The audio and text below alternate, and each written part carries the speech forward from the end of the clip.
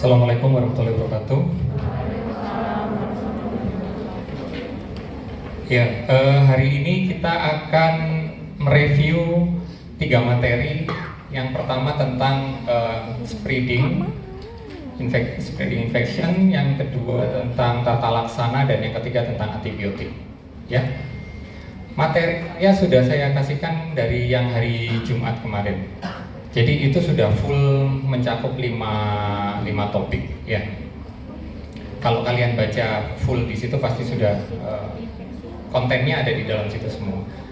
Yang saya sampaikan sekarang adalah merefresh, setidaknya itu biar kalian bisa lebih paham materi yang mau saya sampaikan. Oke, yang pertama adalah spreading infection. Nah, kalau kita ngomongin spreading infection itu pasti harus tahu anatomi. Kalau kalian lupa, mungkin kalian bisa buka lagi atlas Sobota atau semacamnya. Sekarang banyak kan ya yang aplikasi itu. Nah, setidaknya kalian harus tahu itu, karena kalau kalian tidak menghafal nama-nama anatomisnya pasti akan susah untuk membayangkan area-area mana yang terinfeksi. Nanti kita akan bahas tentang infeksi di regiomaxilla, mandibula, dan deep facial space infection. Nah, kalau kalian lihat di sini, seluruh wajah regiomaxillofacial kita itu sebetulnya tidak hanya satu lapis, tapi dia itu tumpukan dari otot-otot. Otot satu menumpuk dengan yang lain, sampai yang paling luar itu ada fascia yang warnanya putih. Ini nggak kelihatan di sini. Nah, antara otot satu dengan otot yang lain itu ada space, dan area-area itu yang bisa menyebabkan infeksi itu bergerak. Jadi bukan cuma satu lapis saja ya. Kalau dia berlapis-lapis, otomatis jarak antara satu otot dengan otot yang lain itu menjadi ruangan yang bisa sebagai tempat bergeraknya dari pus. Nah, otot-otot ini kalian paling nggak juga harus mengingat kembali. Kemudian untuk di maksila itu ada area primer, itu bukal, palatal, dan vestibular di maksila, dan di mandibula ada yang untuk secondary ada infraorbital dan orbital. Nanti kita lihat lagi. Sedangkan yang di mandibula itu ada primary di bagian ramusnya, terus area masticatori dan advanced space itu yang deep biasanya, yang paling dalam. Kira-kira kalau kalian tanya otot-otot pengunyahan, masih ingat? Otot membuka mulut, otot menutup mulut. Nah, kalian ingat lagi ya, kalian coba buka lagi. Karena otot-otot ini nanti yang berkaitan dengan, misalkan pasien itu infeksi, dia tidak bisa membuka mulut, otomatis pusnya itu pasti berhubungan dengan otot-otot masticatori itu tadi. Jadi kalian harus bisa menganalisa, oh ini berarti pusnya itu bergeraknya ke bawahnya otot masseter, ke bawahnya otot buccinator, dan lain sebagainya. Nah, makanya kalian harus ingat lagi, otot pengunyahan itu apa, otot membuka mulut apa, menutup mulut apa. Gitu ya. Kemudian ini yang pertama, yang area yang paling luar. Jadi kalau ada infeksi di gigi, kemudian dari pulpa sampai tembus ke apikal, dia tidak tiba-tiba bergerak keluar, tidak bergerak ke gingiva atau ke vestibular, pasti akan bertahan di dalam tulang itu dulu. Karena secara patofisiologis tubuh itu akan mencoba untuk melokalisir. Makanya ada pasien-pasien yang dia itu sakit banget, begitu di foto panoramik atau periapikal lah, ada radiolucent di apikalnya tetapi tidak ada fistol. Ini kalau dia keluar kan ada fistol, ya. Nah, Pertanyaan saya, kenapa dia itu apa yang membuat nanah di bawah itu bergerak ke depan? Nah, kalau misalkan kayak gambar ini ya, dia yang atas itu dia bergerak ke, ini bukal ya, ini karena molar, dia bergerak ke bukal. Kalau yang di bawah dia bergerak ke palatal. Kira-kira apa alasannya? Ya, salah satunya mencari jalan yang paling mudah. Kenapa jalan yang paling mudah? Kalau kalian lihat, tulang alveolar yang sisi bukal ini tipis, lebih tipis dibandingkan sisi palatal. Dan begitu juga sebaliknya, tulang alveolar yang sisi lingual ini lebih tipis dari sisi bukal. Jadi kalaupun dia bergerak, dia akan lebih mudah ke arah sana. Yang kedua adalah resistensi yang paling rendah. Bisa saja yang di mandibula ini dia akan bergerak ke bukal, ke arah sini, bisa juga. Kalau dia resistensinya itu rendah. Jadi pada saat terjadi infeksi, tulang itu akan bahasa awamnya semacam rapuh gitu ya. Nah, yang bukal itu lebih rapuh bisa juga terjadi. Jadi arah pushnya bergerak ke depan. Nah, ini yang menyebabkan kita bisa memperkirakan ke arah mana infeksi tersebut bergerak. Kemudian, nah ini juga sama, yang di rahang atas, dia bisa bergerak ke depan, ke bukal, vestibular, labial, atau ke sisi palatal. Tergantung area yang resistensinya paling rendah. Selain tadi secara anatomis, kalau tadi yang disebutkan adalah anatomis, yang paling tipis, yang posisinya paling tipis dibandingkan yang lain, dan resistensi yang paling rendah tadi.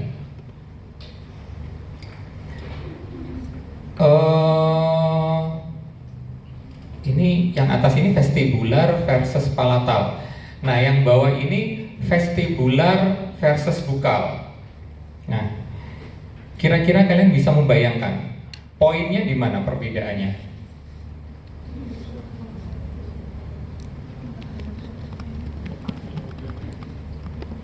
Kira-kira apa yang membedakan?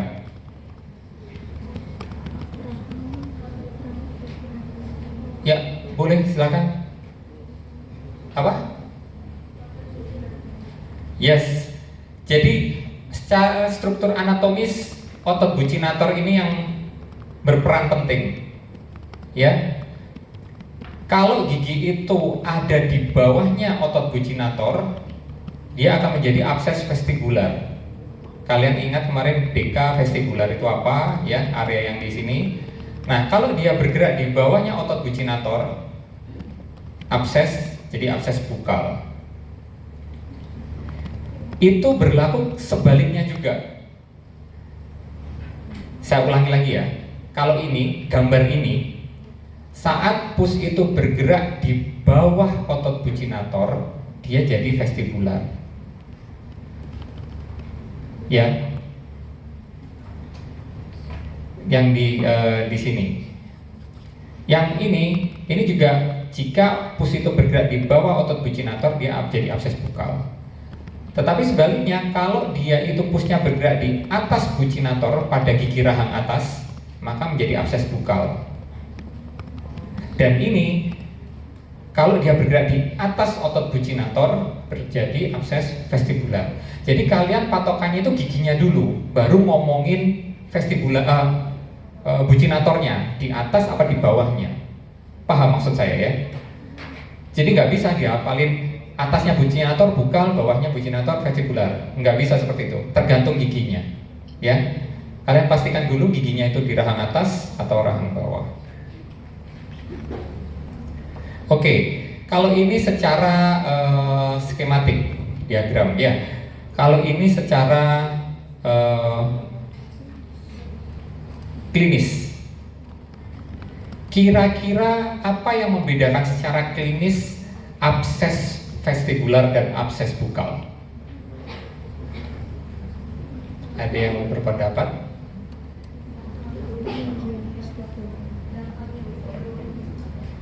Ya, dangkalnya vestibulum. Ada lagi yang lain?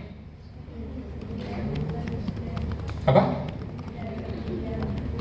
Tidak ada pendinggian. Oh, ya itu tadi pendangkalan ya berarti. Jadi ada pendangkalan vestibulum di sini, berarti kemungkinan itu abses vestibular. Yang lagi apa yang membedakan? Edemanya kenapa?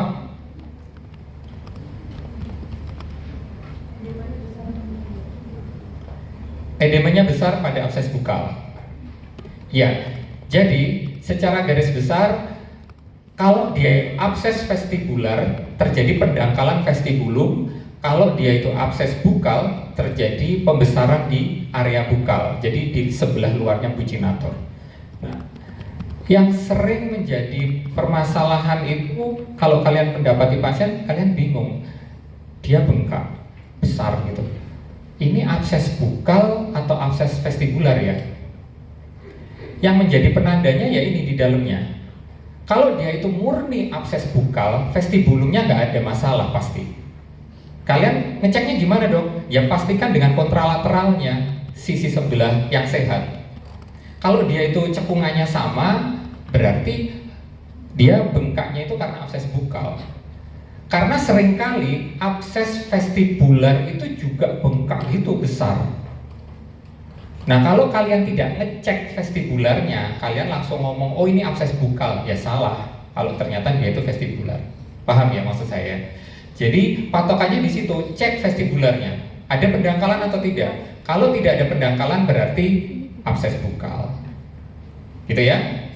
Oke. Berikutnya, nah ini kemarin sepertinya sudah saya bahas. Kalau kita memiliki pasien dengan dengan abses yang besar, kemudian fluktuasinya sudah positif dengan palpasi, kalian harus segera lakukan insisi drainase. Kenapa? Kalau tidak, pasien itu akan terjadi spontan drainase yang berakibat irreguler dari tepi tempat drainase itu tadi. Dan ujung-ujungnya ya pasti estetik. Ya kalau si pasien itu tidak punya bakat keloid. Kalau pasien itu punya bakat keloid, skarnya itu akan kelihatan banget. Dan kita itu yang salah satu yang ditakuti oleh dokter bedah mulut, dokter bedah plastik gitu ya. Kalau kita melakukan insisi di area wajah, sementara pasien itu punya bakat keloid, ini sangat mengganggu secara estetik. Oke, berikutnya kalian juga harus ingat ini, Langer's line.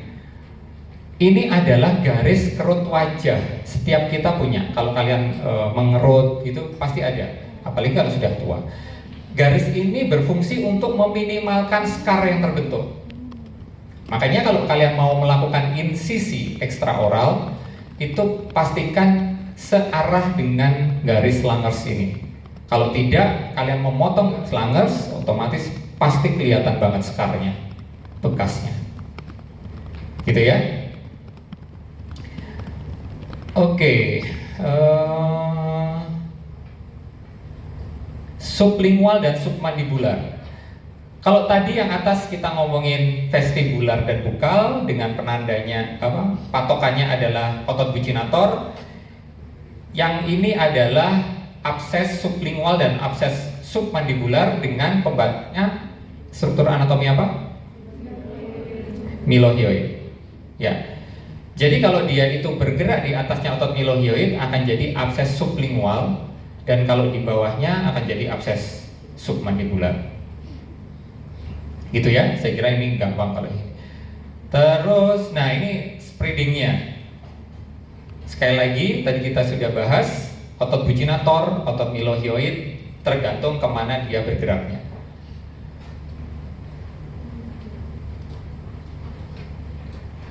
Nah, ini adalah garis milohioid line. Ya, di sini tempat melekatnya otot milohioid tersebut. Kalau kalian anatominya ini, kalian bisa memprediksi kira-kira kalau gigi-gigi mana saja yang dia itu ada di atasnya milohioid, gigi mana saja yang ada di bawahnya, gitu ya dari gambar itu. Jadi misalkan infeksi pada gigi 5 misalkan, infeksi pada gigi 5, kemungkinan kalau dia bergerak ke arah lingual, dia jadinya sublingual abses, bukan submandibular. karena mengikuti mylohyoid line ini. Ya meskipun bisa saja nantinya bertembus ke bawah, spreading kan bisa saja ya. Tapi paling ini adalah panduan kalian untuk melihat kemungkinan. Misalkan ada soal biasanya, gigi M3 bawah, kemungkinan terjadi absesnya apa? Ya pasti jawabannya submandibular. Ya karena dia akan lebih banyak di bawahnya otot mylohyoid line.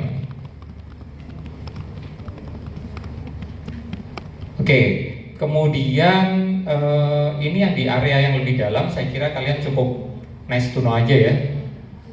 Ada spasial-spasial lain yang ada di leher juga, dan ini yang menyebabkan kadang sulit pus itu untuk dievakuasi. Kalau pusnya itu ada di bukal, di pipi, kita tinggal insisi langsung keluar. Tapi kalau dia posisinya di dalam banget, dia akan kesulitan. Operator juga akan kesulitan untuk mengeluarkannya. Paling tidak kalian membaca lah ya, nanti di textbook, di slide saya kayaknya ada tentang deep facial space. Terus ini ada submental space. Areanya ada di bawah sini. Kira-kira apa yang membedakan dengan submandibular space? Ini ada submental, ini ada submandibular. Apa yang membedakan kira-kira? Ya, lebih ke arah anterior. Kalau untuk submental, ya di area mentalis ya. Kalau submandibular lebih ke arah posterior, daerah sini. Nah, seringkali kalau submental itu areanya cuma satu. Jadi dari sekitar premolar ke depan gitu ya, itu submental satu. Kalau dia bengkaknya di situ. Tapi kalau submandibular, dia itu ada space terbagi menjadi dua, kanan sama kiri. Jadi kadang kalau pasien itu abses submandibular kanan, ya dia kanan aja kadang. Kirinya tidak terlibat. Bisa juga sih terlibat, tetapi untuk submandibular itu ada dua space yang terpisah, kanan dan kiri ya.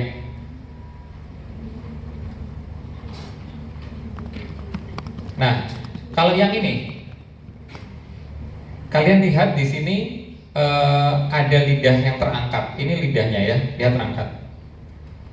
Berarti dia absesnya itu melibatkan sublingual. Ya, makanya ini yang disebut dengan Ludwig angina atau phlegmon dasar mulut. Phlegmon dasar mulut itu melibatkan area mana saja? Submandibular, submental, sama sublingual. Dan yang saya sampaikan kemarin, kalau dia itu, kalau ini kan pus ya, ini nanah ini. Nah, nanahnya ada di sublingual, submental, ada di submandibular. Kalau dia ada nanah di sini, otomatis lidah akan terangkat. Dan kalau lidah terangkat, dia itu geraknya ke belakang, nutup jalan nafas. Ini yang bahaya. Ya, jadi bukan karena pecah absesnya, tetapi karena dia tertutup, jalan nafasnya tertutup, lidahnya itu nutup yang ke belakang sini.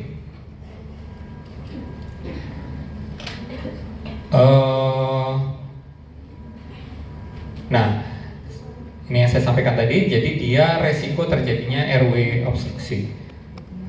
Terus tindakannya gimana? Karena dia melibatkan beberapa space, otomatis kita melakukan drainasenya itu di beberapa area, di submental, di submandibular, dan sublingual, gitu ya. Kalau kita cuma membuat drainasenya cuma di sublingual saja, ya ini nggak bisa, nggak keluar pusnya, karena cukup tebal pembatas antara sublingual sama submandibular itu. Oke. Berikutnya ada infraorbital space atau canine space. Infraorbital berarti di bawahnya mata ya. Kasus-kasus infeksi di regio caninus dia akan meluas di area yang kosong di sini sehingga terjadi pembengkakan. Kira-kira untuk membedakan dengan buccal space apa? Kalau pasien itu datang ya, kemudian dia bengkak. Dok, ini bengkak. Terus kalian itu bingung ini curiganya, ini buccal abses atau infraorbital abses. Apa kira-kira? Apa? Mata kenapa? Ya boleh. Tapi tidak selalu, karena abses dari gigi itu dia lebih dulunya itu ke infraorbital. Kalau dia infraorbitalnya meluas, dia ke mata. Kalau misalkan dia matanya nggak apa-apa, apa yang kira-kira yang membedakan? Apa yang kalian akan cari tahu di pasien itu? Ya, betul. Gigi penyebabnya, kalian cek dulu di dalamnya itu gigi apa. Kalau dia itu yang bolong gede itu M1, ya nggak mungkin dia infraorbital. Ya, oke. Jadi gigi penyebab. Kalau kalian abses dimanapun itu pastikan dulu ini yang bermasalah gigi yang mana. Baru kalian akan merunut ceritanya sampai dia itu menjadi abses. Kalau kalian nggak lihat penyebabnya, nggak akan bisa ketemu jawabannya. Ya. Terus apa lagi? Ada satu lagi.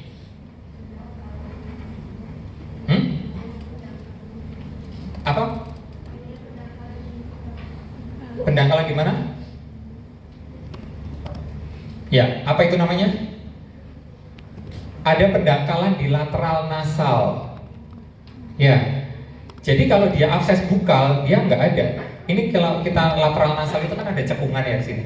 Nah, kalau infraorbital ini dangkal, cekungannya nggak ada. Membandingkannya ya pasti dengan yang sisi sehat ya. Nah, kalau buccal abses sudah jelas nggak ada hubungannya dengan nasal, nggak ada pendangkalan. Oke, gitu ya.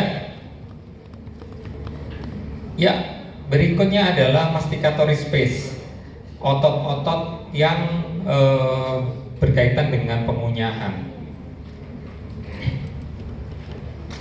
Ini kalau misalkan kita potong ya kraniumnya, kemudian di sini ada otot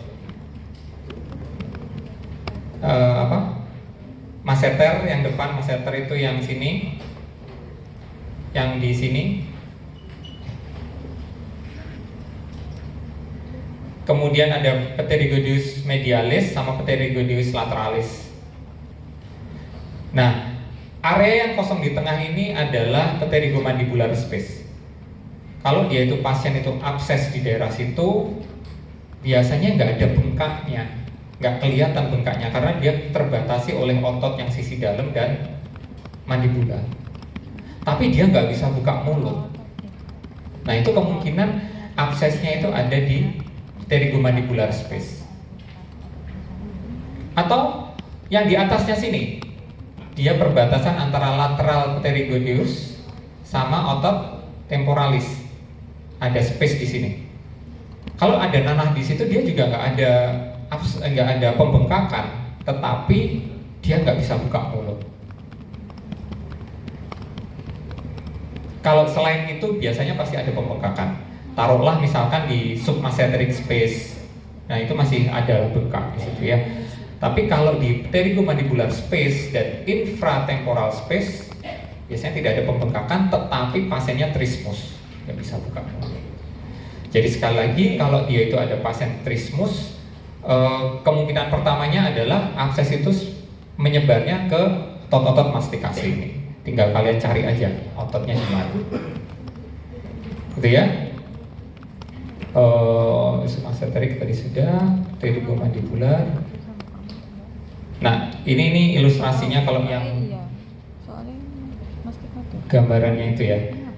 Jadi pterygomandibular space itu di sini antara otot pterygoid medialis dengan ramus. Ya. Nanti kalian buka lagi anatomisnya.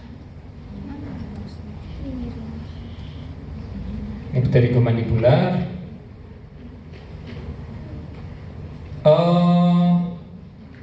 Seringkali juga pasien itu habis cabut gigi nggak ada masalah, tapi kemudian setelah itu dia sakit, dia nggak bisa buka mulut. Dari bekas cabutannya nggak ada masalah juga, bagus. Kalian tahu penyebabnya apa? Karena tidak sterilnya jarum suntik saat kalian melakukan injeksi mandibular block. Entah mungkin kalian kesentuh apa pada saat membuka tutupnya ya, kesentuh handscoon. Padahal kan itu jarumnya itu harusnya steril ya, atau handscoon atau apa. Nah, pada saat kalian memasukkan, otomatis ada bakteri yang ikut masuk ke dalam. Beberapa kasus seperti itu. Oke, saya kira itu untuk spreading. Ada pertanyaan?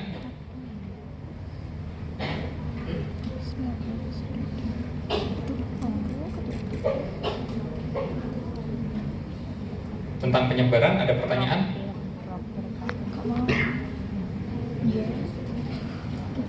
Tidak ada? Kalau gitu kita lanjut ke tata laksana infeksi. Jadi kemarin kita sudah bahas tentang pemeriksaan penunjang apa saja, kemudian ini tadi penyebarannya bagaimana, dan sekarang tata laksana.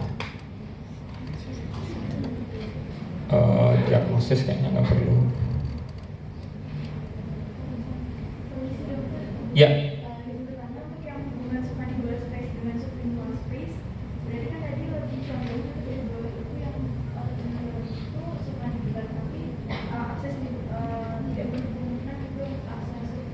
Iya, betul. Jadi gimana maksudnya? Sebentar, ini statement atau pertanyaan?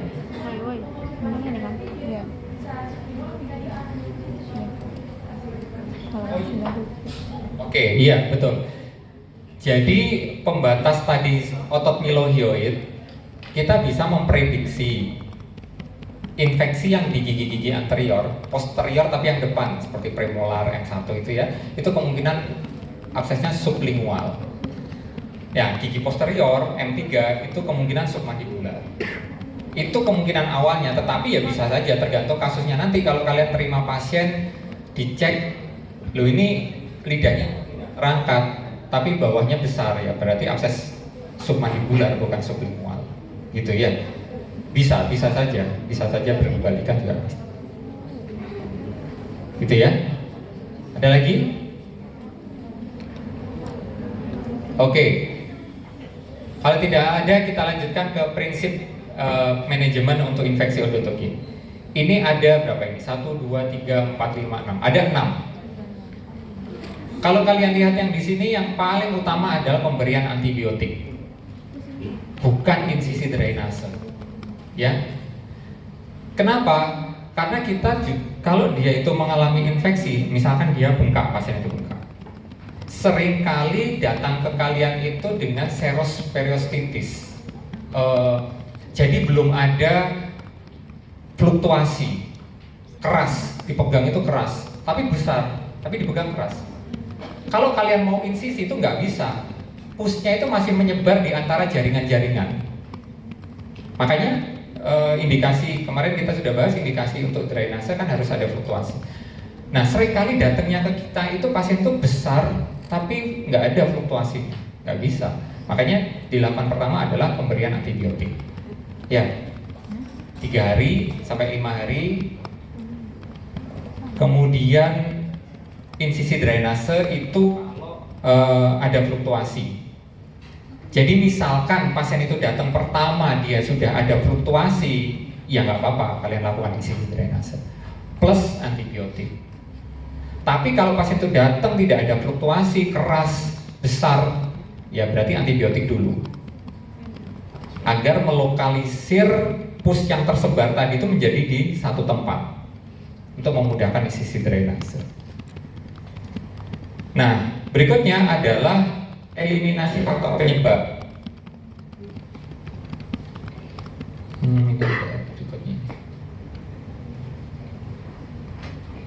Oke, kita bahas mundur lagi satu tadi, yang antibiotik.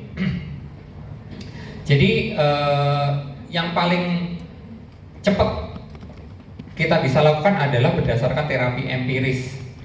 Kalau dia itu bakteri di rongga mulut, yang paling sensitif memang amoksisilin, golongan penisilin ya sekarang. Tetapi sayangnya beberapa penelitian menyatakan sudah banyak yang resisten terhadap amoksisilin. Dan terus gimana dok taunya? Kalian harus menggali ke pasien kalau kalian memberikan obat, mau memberikan antibiotik. Menggalinya gimana? Tanyain, Bapak sering minum obat antibiotik? Oh iya dok, saya itu kalau beli di apotek misalkan, saya beli amoxicillin sendiri di apotek. Ya sudah pasti jangan dikasihkan amoxicillin. Ganti yang lainnya. Nanti kita bahas, ingetin saya di topik yang berikutnya. Karena kalau kita mau ideal, itu antibiotiknya itu berdasarkan kultur. Jadi pusnya tadi itu diambil, kemudian dikultur, terus dicek sensitivitas. Cek sensitivitas itu nanti akan keluar dia resisten terhadap apa, dia efektif terhadap apa, itu keluar. Cuma itu butuh waktu panjang, biasanya 2 mingguan untuk tes sensitivitas ini, tes kultur. Jadi kita pertama pasti empiris golongan penisilin dengan catatan-catatan, nanti akan kita bahas.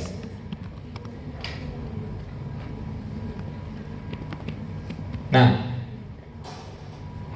ini beberapa alternatif lain selain golongan penisilin, selain amoksisilin, ada eritromisin dan spiramisin.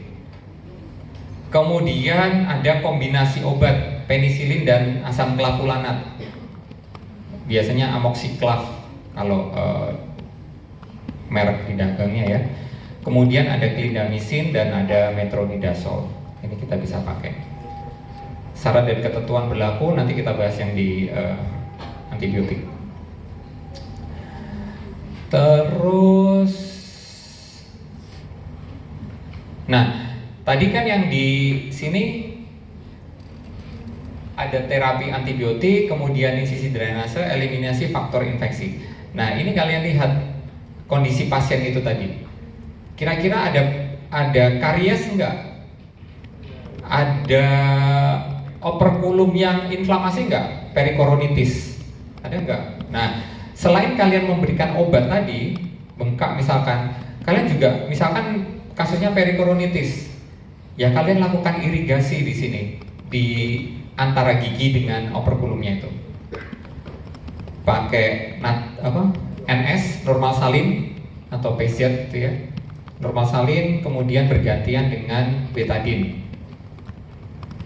Jadi dicampur, betadine dicampur dengan normal salin itu diirigasikan gitu bergantian untuk mengurangi akumulasi bakteri yang ada di situ. Nah, bagaimana kalau dia itu penyebabnya gigi yang karies? Kalau dia itu penyebabnya gigi karies, pastikan ada jalan keluar karena seringkali bakteri itu terjebak di bawah. Sementara yang di atas ini nggak ada akses untuk keluar. Jadi lakukan open bore.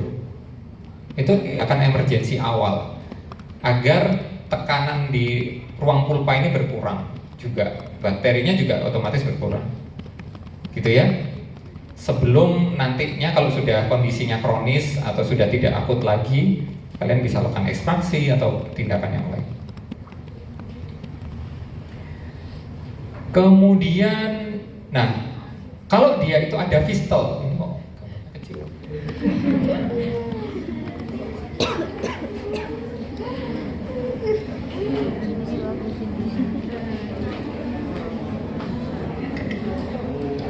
Oke. Ini seringkali terjadi malpraktek di para GP, dokter gigi umum ya.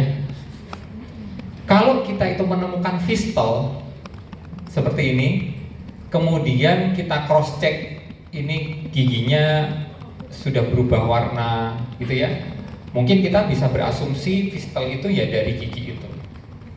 Tetapi seringkali biasanya gigi posterior yang sering saya temui, dia itu fistelnya itu di depannya premolar fistelnya ya, tetapi ternyata penyebabnya itu M3. Nah, si dokter gigi ini langsung melakukan pencabutan gigi P1 atau P2 nya itu. Karena alasannya mungkin saya prakteknya di daerah dok, nggak ada foto panoramik, mau foto susah harus ke kota dan lain sebagainya. Banyak kasus seperti itu. Jadi kalian harus hati-hati kalau dia itu ada fistol, fistolnya itu beneran dari situ apa enggak. Kalian harus pastikan. Kalau pendukung misalkan giginya itu ternyata sehat, kalian cek semuanya nggak ada masalah, meskipun dia tepat di depannya, belum tentu itu penyebabnya dari gigi itu. Ya, jangan selalu berasumsi fistolnya di depan situ penyebabnya pasti gigi itu. Enggak, bisa saja dia gigi sebelah-sebelahnya. Tergantung resistensi yang paling rendah di tulangnya tadi yang kita bahas di awal ya. Oke, itu yang kalian harus ingat-ingat. Terus, nah ini kita sudah bahas fluktuasi. Kalau sudah positif, baru kita lakukan insisi drainase. Nah, kita lakukan insisi di sini, keluarkan pusnya. Pus ini yang bisa spreading kemana-mana, termasuk kalau dia ke deep space yang di leher ya. Terus jaringan yang kita insisi ini, kita kan tidak bisa memastikan ya pusnya itu bisa keluar semuanya atau enggak. Paling enggak semaksimal yang kita mampu. Kalau misalkan setelah dibuka kemudian keluar darah, jadi pusnya sudah nggak ada, oke, kita stop. Tetapi kita nggak bisa memastikan apakah di dalam masih ada atau tidak. Dan inilah fungsi dari pemberian drain. Jadi kalau misalkan kita tidak kasih drain, yang kita insisi tadi itu nanti akan lengket lagi. Proses healing akan terjadi. Nah itu akhirnya kejebak lagi pusnya di dalam. Nah kalau kita kasih drain itu bisa dari handscoon yang paling sederhana. Jadi handscoonnya itu dipotong gitu ya, kayak persegi panjang gitu, dimasukkan terus dijahit di kulitnya. Jadi tetap dia nggak akan melekat antara yang di sisi atas sama yang sisi bawah. Bisa membayangkan ya. Nah sampai kita nggak perlu menunggu terlalu lama, paling 2-3 hari sudah cukup drainnya dilepas sampai tidak ada produksi lagi. Kalau pasien itu dipasang drain, waktu kita pencet biasanya nanti akan keluar, pusnya masih tetap keluar. Nah itu tujuannya biar dia tidak lengket. Gitu ya. Ini sudah kita bahas tadi. Harus ada fluktuasi dengan bidigital menggunakan 2 jari. Jadi artinya bidigital itu kalau kita pencet yang satu jari, satunya keangkat. Begitu juga sebaliknya. Oke, ini tahapan-tahapan ini nanti kalian akan bahas, kalian akan lakukan di skill lab kayaknya, SL ya. Yang harus diingat kalau insisi blade-nya nomor 11 ya, beda sama insisi. Kalau insisi biasa itu blade nomor 15. Kalau abses blade nomor 11. Apa bedanya? Nanti kalian searching sendiri. Bedanya blade nomor 11 sama 15. Oke, ini nanti kalian pas SL aja. Kemudian instruksi pasien pasca dilakukan insisi hampir sama seperti ekstraksi gigi ya. Jadi antibiotik, kemudian pemberian obat kumur. Itu kalau kan biasanya kalau kita insisi kita nggak langsung ekstraksi. Misalkan penyebabnya M1, habis insisi kita nggak langsung ekstraksi pasti. Ditunggu mereda dulu absesnya. Nah itu diberikan obat kumur untuk mengurangi akumulasi bakteri. Terus prinsip insisi, ya ini tadi yang kita bahas, garis Langers. Kemudian, nah kalau kalian insisi intraoral, kalian juga harus ingat apa namanya struktur anatomi apa yang ada di bawahnya situ. Jadi kalau kita dokter bedah, itu pasti kalau kita mau insisi di mana, kita harus membayangkan ini ada apa ya di bawahnya. Kita nggak boleh kosongan langsung insisi tanpa memikirkan di bawahnya. Takutnya nanti kalau ternyata ada pembuluh darah besar, ada saraf dan sebagainya. Jadi pasti harus berimajinasi dulu. Saya mau insisi daerah sini ini aman nggak ya? Bawahnya ada apa? Kalian harus ingat. Karena kalau anatomi kan sudah sama semuanya ya manusia ya. Variasinya pun ya ada sih, tapi nggak terlalu banyak. Nah seperti ini contohnya, gambar sebelah sini, sebelah kiri ya, yang sini ya. Di sini ini ada foramen apa?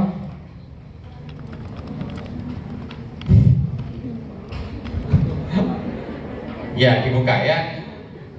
Ada foramen yang di sini, kemudian dia mengeluarkan pembuluh darah. Kalau kalian insisinya begini, kalian itu memotong, darahnya nggak akan berhenti, mancur terus. Makanya insisinya harus ke arah sini, gitu ya. Kemudian yang di luar juga ekstraoral, ada arteri vena facialis, ada nervus facialis juga. Kalian harus tahu posisinya di mana. Kalau mau insisi ekstraoral ya. Jadi jangan asal wah ini besar ini saya insisi. Enggak, kalian harus tahu posisinya di mana. Oke. Terus ini tadi kita sudah. Terus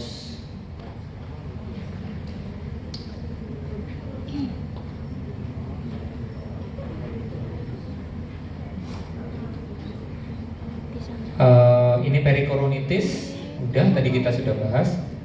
Oke, tadi saya sampaikan normal salin sama betadine, atau bisa juga dengan H2O2. Cuma kadang susah dapetinnya ya.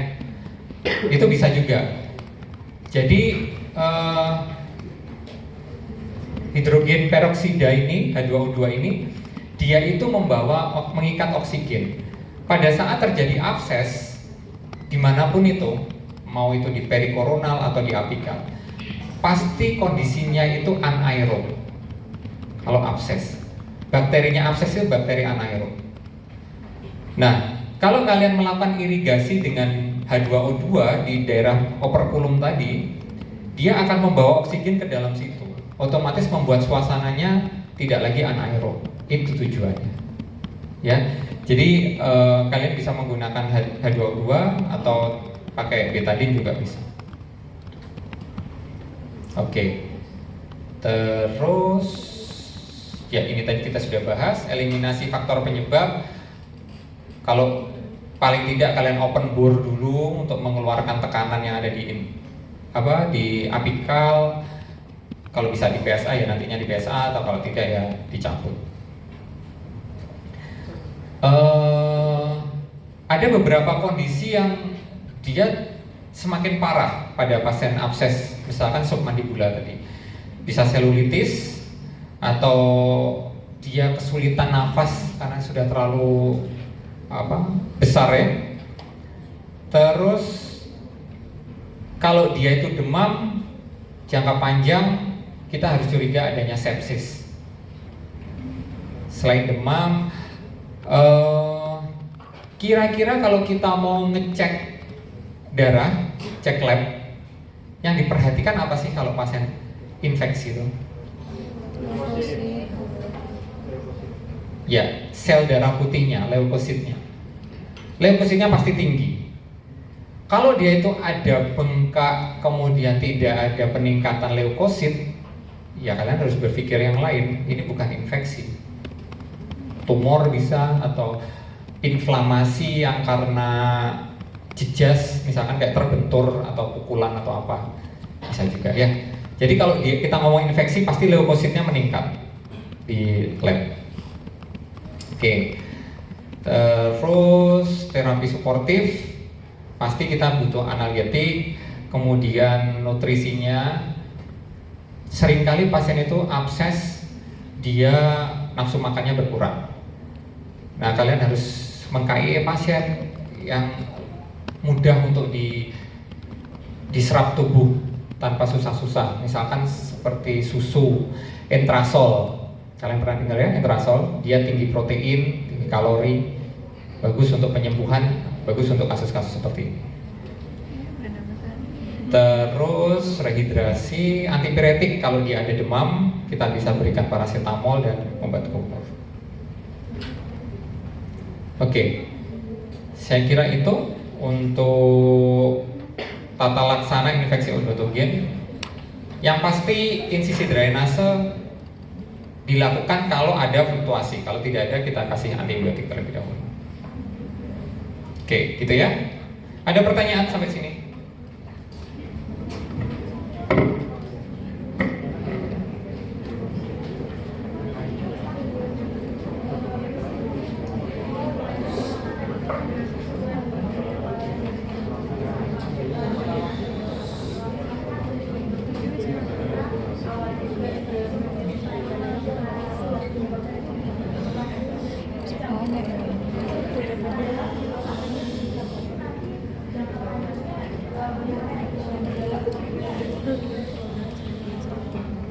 Ya, ini ada pertanyaan.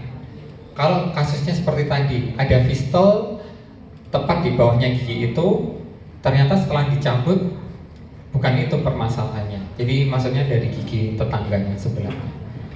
Nah, nantinya gimana? Ya, fistelnya itu akan tetap ada. Bisa jadi dia tetap di situ setelah dicabut.